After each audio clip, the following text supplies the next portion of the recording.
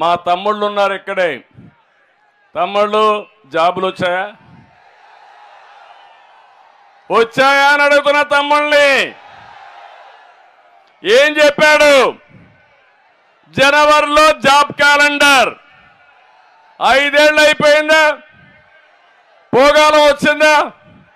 పోయే రోజులు దగ్గర పడ్డాయా? 5 ఏళ్ళు మీకు ఉద్యోగాలు ఇచ్చాడా అని మిమ్మల్ని అడుగుతున్నా. డిఎస్సి పెట్టాడా అని మిమ్మల్ని అడుగుతున్నా. డిఎస్సి పెట్టడు, ఉద్యోగాలు లేవు. కడాన మీరు చూస్తే ఎంత దుర్మార్గం అంటే ఉండే పరిశ్రమలు కూడా పారిపోయినాయి. వాళ్ళకు వాటాలు అడిగాడు. ఎక్కడికక్కడ వాటాలు అడిగితే ఈ రాష్ట్రం కాకపోతే ఇంకొక రాష్ట్రం అని వాళ్ళు కూడా పారిపోయే పరిస్థితికి వచ్చారు. అంటే మొత్తం ఒకటే చెప్తున్న, జాబు రావాలంటే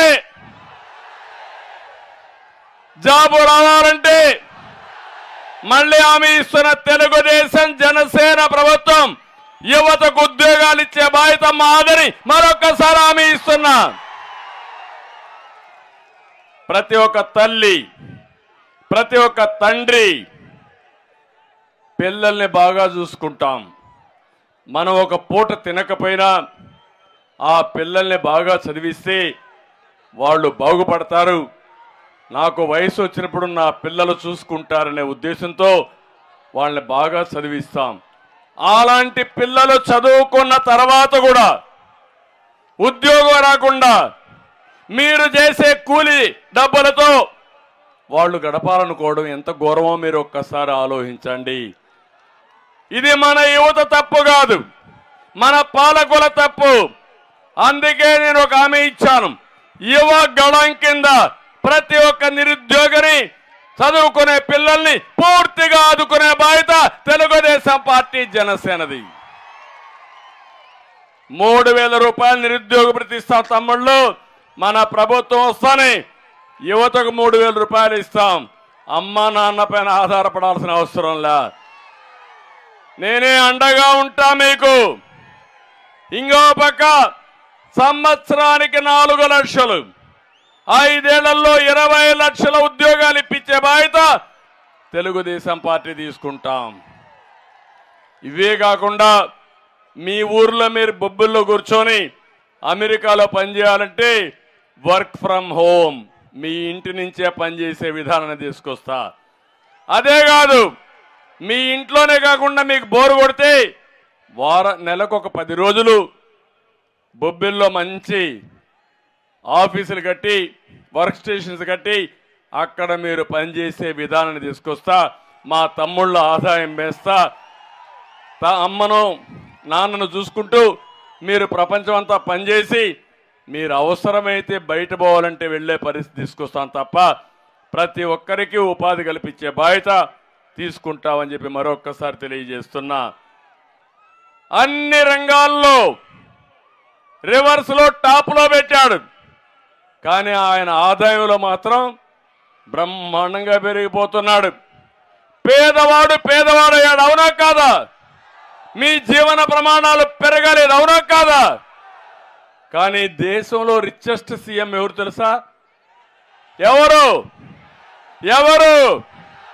ఇది నేను చెప్పింది కాదు, రికార్డులో ఉండే సత్యం. ఆయన ఇప్పుడు మాట్లాడుతున్నాడు. ఏమని? రాష్ట్రంలో పెత్తందారులకి పేదవాళ్ళకి పోరాటం అంట.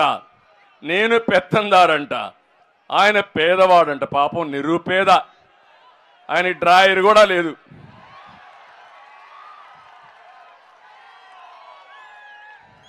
పేపర్ లేదు, టీవీ లేదు, బంగ్లాలు లేవు, ప్యాలెస్లు లేవు, బట్టలు లేవు.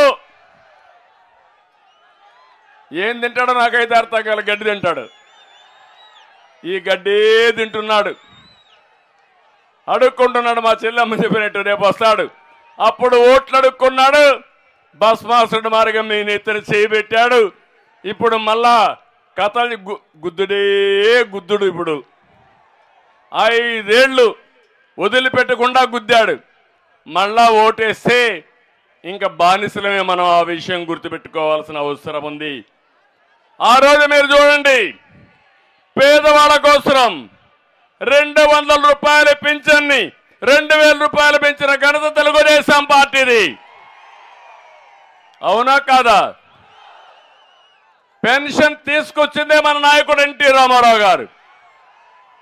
ఆ తర్వాత నేను 200 రూపాయలు ఉంటే ఒకేసారి 1000 రూపాయలు చేశా, దాన్ని మళ్ళా 2000 చేశా. మీటింగ్లో వస్తే మాట్లాడతాడు అబద్ధాల కోరు ఈ ముఖ్యమంత్రి. ఆయన 1000 రూపాయల నుంచి 3000 చేశాడంట. ఎవరు చేశారు తమ్ముడు 2000 వరకు? నేను చేశాను. తెలుగుదేశం చేసిందంటే గట్టిగా చప్పట్లు కూడా చెప్పండి. జగన్మోహన్ రెడ్డి అనునిత్యం అబద్ధాలు చెప్తావు. ఈ విషయంలో మీరు ప్రజలను అడిగితే వాళ్ళే చెప్తారు. రికార్డులు చూస్తే అవి అర్థమవుతాయి. మళ్ళీ నేను చెప్తున్నా, ఈ ముఖ్యమంత్రి చేసిన ఇది మీరు చూస్తే మీ అందరికీ తొలి రోజునే పెన్షన్ ఇస్తానని చెప్పాడా లేదా? 3000 ఇస్తాన్నాడా లేదా? తర్వాత వంతుల వారిగా దశల వారిగా ఇస్తానని మాట మార్చేశాడు. అదే నేనుంటే ఇంకొక 30,000 రూపాయలు ప్రతి ఒక్క పింఛన్దారుకు వచ్చేది. జగన్మోహన్ రెడ్డి మీకు 30,000 రూపాయలు బాకీ ఉన్నాడు పింఛన్దారులకి, పెన్షన్స్కి అందరికీ. అందుకే నేను ఒకటే హామీ ఇస్తున్నా, మళ్ళీ రాబోయే రోజుల్లో వీళ్ళకు న్యాయం చేసే బాధ్యత కూడా తెలుగుదేశం పార్టీ తీసుకుంటాం. చరిత్రలో మొట్టమొదటిసారిగా కిడ్నీ బాధితులకి, తలసేమియా వ్యాధి బాధితులకి, కల్లుగీత కార్మికులకి, డప్పు కళాకారులకి, మత్స్యకారులకి 50 ఏళ్లకే పింఛనిచ్చాం. కడాన ట్రాన్స్జెండర్ ఆడ మగ కాని వాళ్ళు కొంతమంది ఉంటే వాళ్ళు కొన్ని గ్రామాల్లో తిరిగి బాధపడతా ఉంటే వాళ్ళకు కూడా ఇండ్లు కట్టించి నెలకు 2000 రూపాయలు పింఛనిచ్చిన ఘనత తెలుగుదేశం పార్టీదని చెప్పి నేను మీకు తెలియజేస్తున్నా. అది మానవత్వం. ఇంకో పక్కన మొత్తం ఇసుక వల్ల చాలా మంది ఇబ్బంది పడ్డారు. ఈరోజు ఒకే ఒక విషయం నేను మిమ్మల్ని కోరుతున్నా, ఉత్తరాంధ్ర తెలుగుదేశం పార్టీకి కంచు కోట, వెనుకబడిన వర్గాలుండే ప్రాంతం ఇది. ఎప్పుడూ మమ్మల్ని అభిమానించారు, తెలుగుదేశం పార్టీకి బలపరిచారు. అందుకే మొన్న కార్యక్రమం పెట్టాం, జై హో బీసీ. మళ్ళీ బీసీల రాజ్యం వస్తుంది, తెలుగుదేశం వస్తుంది, జనసేన ఉంటుంది. కలిసి ఈ బీసీలను అన్ని విధాలు ఆదుకునే బాధ్యత మేము తీసుకుంటామని ఈ సభా సందర్భంగా మీకు తెలియజేస్తున్నా. ఇంకో పక్క ఈ ప్రాంతానికి బీసీలకు న్యాయం చేయడం. ఒక విషయం మీరు చూడండి, ఇప్పుడు ఇక్కడ పెత్తనం అనుకుంటున్నాం, ఇక్కడ బొత్స ఉన్నాడు. పాపం బొత్స మనిషి అయితే లావుగానే ఉంటాడు. అయితే ఆయన ఏం చెప్తాడో మనకు ఒకసారి అర్థం కాదు. కానీ పెత్తనం మాత్రం మొన్నటి వరకు విజయసాయి రెడ్డి, ఇప్పుడు సుబ్బారెడ్డి, ఇప్పుడు బొత్స మాత్రం దీని గురించి మాట్లాడలేడు. అంటే ఇక్కడుండే బీసీలు పనికిరారు. ఎక్కడెక్కడనో పెత్తందారులు వచ్చి ఇక్కడ బీసీలకు నాయకత్వం ఇస్తారంటే ఎక్కడ న్యాయం అని అడుగుతున్నా. అదే తెలుగుదేశం